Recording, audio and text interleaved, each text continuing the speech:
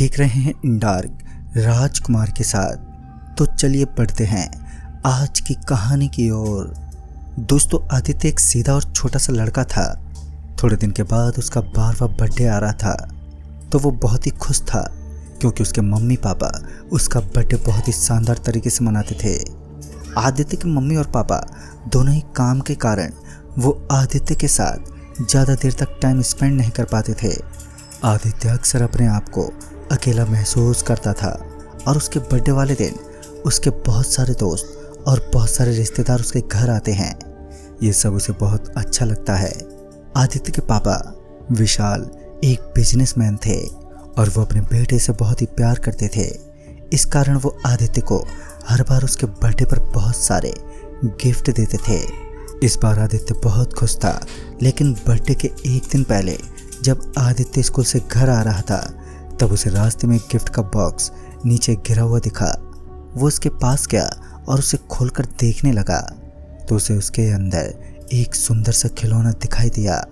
वो अपने चारों ओर देखने लगा, पर दिन का समय था जिस वजह से उसे वहाँ पर कोई भी दिखाई नहीं दिया। बस कुछ दुकानदारी थे वहाँ पर जो कि अपनी दुकानों के अंदर बैठे हुए थे। चारों तरफ शांति थी कि तभी उसके हाथों में पकड़े हुए खिलौने से आवाज़ आने लगी, मैं तुम्हारा खिलौना हूँ, मुझे ले चलो। ये आवाज़ सुनकर आदित्य एकदम से डर गया और उसने वो खिलौना वहीं पर नीचे फेंक दिया और वो आगे की तरफ जाने लगा कि तभी किसी ने उसका पैर पकड़ लिया। जब उसने नीचे देखा तो उस खिलौने ने ही उसका पैर पकड़ रखा था। वो एक पल के लिए डर गया और अपना पैर छुड़ाने लगा कि तभी उसकी नज़र उसकी आंखों पर गई। तो कभी वो काले रंग में तो कभी वो लाल रंग में चमक रहे थे। वो उसकी आंखों में देखने लगा। फिर थोड़ी देर के बाद उसे अचानक से कुछ हो गया और उसने उस खिलौने को उठाकर अपने बैग में रख लिया और वो घर आ गया। पर जब वो रोज़ाना घर आता तो हंसते हुए आता था, पर आज वो बिल्कुल शांत था। और उसकी मम्मी कभी कभी बिजनेस में हेल्प करती थी। वो आज भी ऑफिस गई हुई थी और जब वो घर आई तो उसने देखा कि आदित्य रोज की तरह हॉल में नहीं था। उसने उसे आवाज़ लगाई पर किसी का जवाब नहीं आया। वो जल्दी से भागते हुए आदित्य के कमरे में गई तो उसने देखा कि आदित्य के हाथ में खिलौना था और वो उससे बातें कर रहा था। उसे ये देखकर थोड़ी हैरानी हुई।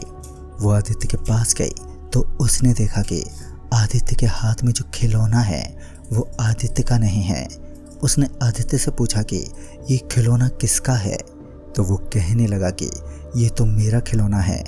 तब उसकी मम्मी उससे कहने लगी कि तुम्हें ये किसने दिया है, तो आदित्य ने इस बात का कोई जवाब नहीं दिया।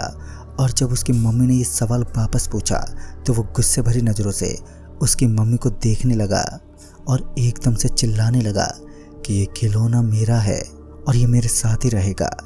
आज से पहले आदित्य को इतना गुस्सा कभी नहीं आया था और वो हमेशा शांत रहता था, पर आज उसे पता नहीं क्या हो गया कि वो चिल्ला रहा था। तब उसके पापा उसके रूम में आ गए और आदित्य को इस तरह चिल्लाता देखकर वो भी हैरान हो गए। तभी वो अपनी पत्नी को कमरे से बाहर लेकर गए और कहने लगे कि शायद उसे किसी बात का बुरा लग गया होगा। कल उसके बर्थडे पर हम उसे अच्छे गिफ्ट देंगे तो वो इस खिलौने को भूल जाएगा। कि तभी आदित्य के कमरे से कुछ आवाज़ें आने लगी। उसके मम्मी पापा आदित्य के रूम में गए तो उसने देखा कि अभी वहाँ पर सब कुछ शांत था। वो अपने रूम में चले गए। जब वो सो गए थे तब उन्हें रात को बहुत ज़ोर से किसी की आवाज़ आई। वो जल्दी से अपने कमरे से बाहर निकले तो अब वो आवाज़ धीमी पड़ चुकी थी। वो उस आवाज़ को सुनकर धीमे धीमे आगे बढ़ रहे थे कि तभी उन्हें ऐसा लगा कि ये आवाज़ आदित्य के कमरे से आ रही है। वो आदित्य के कमरे के बाहर जाकर खिड़की से उसके कमरे में देखने लगे तो उनके अंदर का नज़ारा देखकर वो चौंक गए। उन्होंने देखा कि आदित्य उस खिलौने से बातें कर रहा था और वो खिलौना भी गाना गा रहा था। फिर वो कमरे के अंदर गए और उन्होंने वो खिलौना लिया और आदित्य को सुला दिया। जैसे ही आदित्य की मम्मी ने वो खिलौना आदित्य के हाथ से छीना तो उस खिलौने की आंखें एकदम से लाल हो गई। उसकी मम्मी आदित्य को सुलाकर अपने कमरे में चले गए। कल सुबह आदित्य का बर्थडे था और जब आदित्य उठा तो शाम को पार्टी की तैयारियां चल रही थी, पर आज वो हमेशा की तरह खुश दिखाई नहीं दे रहा था।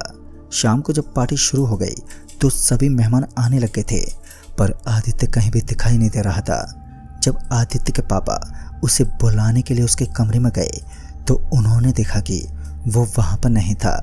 वो उसे सब जगह ढूंढने लगे, पर काफ़ी देर तक ढूंढने के बाद भी उसे वो नहीं मिला। फिर अचानक से विशाल को कुछ आवाज़ें आने लगी। जब उसने उस आवाज़ पर ध्यान दिया तो उन्हें पता चला कि वो आवाज़ अलमारी के अंदर से आ रही थी। विशाल अलमारी की तरफ गया और उसने जैसे अलमारी खोली तो उसने देखा कि आदित्य अलमारी के अंदर बैठा हुआ था। और जैसे ही विशाल ने अलमारी खोली तो वह एक अजीब सी नज़रों से उन्हें घूरने लगा। आदित्य की आंखों से काले रंग का धुआं निकल रहा था और उसकी आंखें एक गुस्से भरी नज़रों से विशाल को देख रहे थे।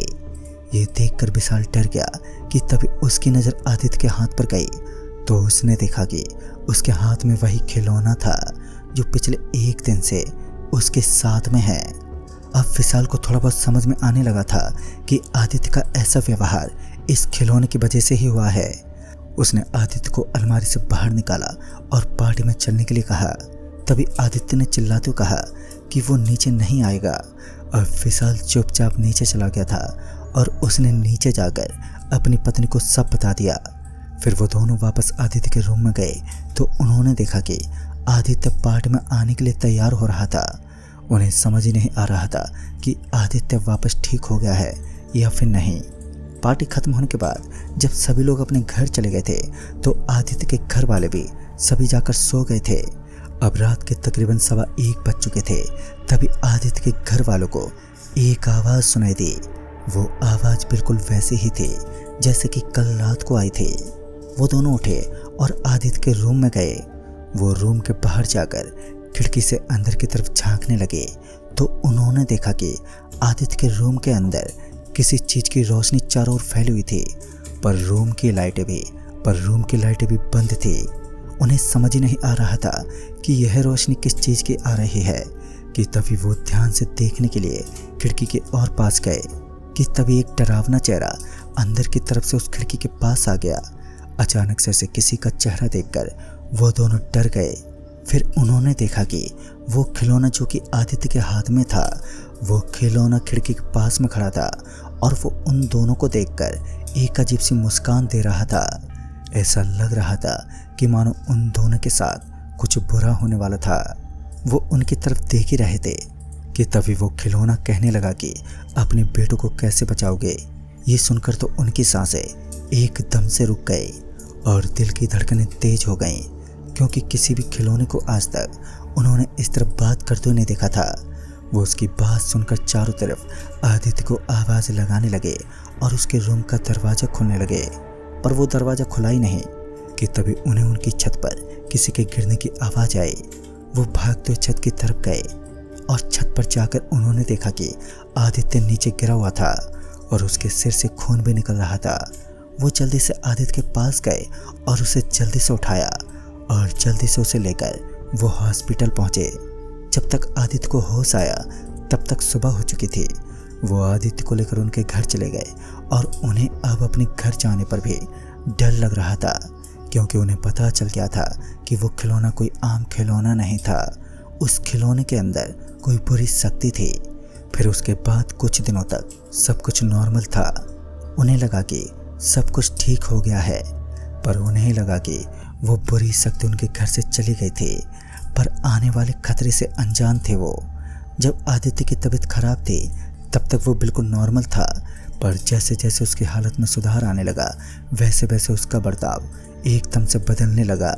आदित्य के मम्मी पापा उसका बदलता व्यवहार देखकर एकदम से हैरान थे कि वापस से अचानक ही आदित्य को क्या हो रहा है, पर धीरे धीरे उसका बर्ताव इतना ज़्यादा बदल गया था कि उन्हें समझ में नहीं आया कि वह बुरी शक्ति अभी भी उनके घर में ही है। उन्हें ऐसा ही लग रहा था कि मानो वो शक्ति आदित्य के ठीक होने का इंतजार कर रही थी। अब रोजाना आदित्य के कमरे से रात को अजीब सी आवाज़ें आती थी और जब विशाल और उसकी पत्नी उसके कमरे में देखते तो आदित्य और वो खिलौना दोनों ही गाना गाते दिखाई देते थे और पूरे दिन आदित्य इस खिलौने के साथ ही बातें करता रहता, ना कुछ खाता और ना ही अपने कमरे से बाहर निकलता था। उस खिलौने ने आदित्य को पूरी तरह से अपने वश में कर लिया था। आदित्य के मम्मी पापा ने बहुत ही कोशिश की आदित्य को इस खिलौने के वश से बाहर निकलने की, पर वो हर बार नाकामी हो जाते।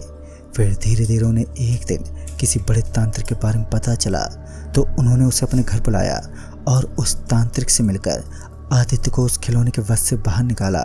पर आदित्य की हालत और भी ज़्यादा बिगड़ गई थी और बहुत दिनों के बाद उसकी हालत में कुछ सुधार आया था और उसके बाद से आदित्य ने कभी भी किसी भी बाहर की अनजान वस्तु को कभी हाथ नहीं लगाया। तो दोस्तों, इस कहानी में बस इतना ही। तब तक के लिए बाय एंड टेक केयर।